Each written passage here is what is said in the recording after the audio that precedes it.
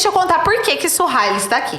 Então, lá, 12 anos atrás, quando a minha mãe recebeu o diagnóstico de Parkinson, assim, gente, como é que foi, mãe? Vamos já perguntar para dona Ruth. Como é que foi para você quando você recebeu o diagnóstico? Bom, eu não sabia ao certo que seria essa doença.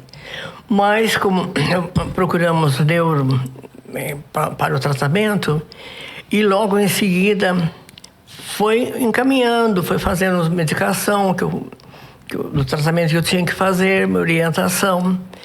E depois eu participei de um como é que se chama? Do ambulatório, já vou falar disso. Com ela. E os fisioterapeutas que ela tinha também como estudantes que estavam ali, né, estagiário. E a gente, assim, eu fui levando sempre com fé, com esperança que eu ia viver bastante tempo ainda, sem problema, né, de que eu piorasse cada vez mais. E tá vivendo, né, dona Ruth? Até hoje, aos 81 anos. 81 anos. Eu só não ando assim normalmente, porque também tenho outros tipos de problema de coluna. Né? Mas tô assim. Tá vivendo, e é isso que importa, né? A Suhaila, quando a gente recebeu o diagnóstico da minha mãe, a minha mãe, ela não sentiu tanto impacto, eu acho, porque assim, ser leiga, um pouco leiga nesses momentos, é muito bom, tem o seu lado bom, né? E ter acesso a muitas informações tem o seu lado bom e tem o seu lado ruim, principalmente quando se trata de diagnósticos de doenças. E aí, quando então eu recebi, né, o diagnóstico da minha mãe, eu fiquei muito preocupada na época. Tinha um certo receio, né, do que poderia acontecer, mas por um lado também sabia que esse diagnóstico estava vindo tardiamente. A professora Suhaila vai falar um pouco melhor sobre isso daqui a pouco, o que me dava uma certa tranquilidade.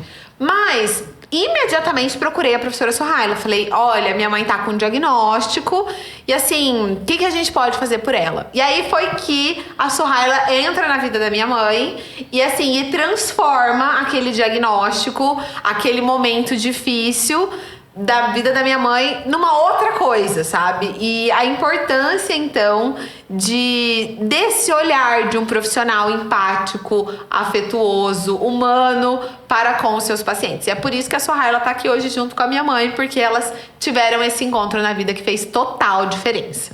A gente já vai falar sobre o projeto dela, mas antes eu queria, professora, que a senhora falasse um pouco sobre o que é a doença de Parkinson pra gente. A doença de Parkinson, ela é uma doença classificada dentro das doenças neurodegenerativas. Então, ela é a segunda doença em maior prevalência no mundo, perdendo apenas para a doença de Alzheimer. Então, a gente tem uma estimativa de que 1% da população acima dos 65 anos convivam com a doença de Parkinson.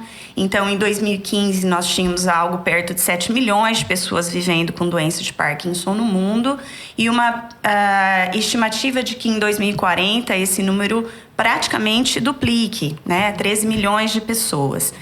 Então, ela é uma doença que, infelizmente, até hoje a gente não conhece a causa, né? Então, a gente não conhece a etiologia. O que nós sabemos é que existem basicamente 3 fenômenos, que o primeiro está relacionado com uma predisposição genética, que é associada ao próprio processo do envelhecimento e alguns fatores tóxicos ambientais, alguns já conhecidos como pesticidas, herbicidas, produtos químicos e industriais e outros não conhecidos, que em conjunto precipitam reações celulares em neurônios específicos de uma região do sistema nervoso, que é a substância negra que mora lá no mesencéfalo, e que esses neurônios, em razão dessa alteração no seu metabolismo, começam a morrer, começam a se degenerar. O problema é que esses neurônios, eles produzem um neurotransmissor muito importante.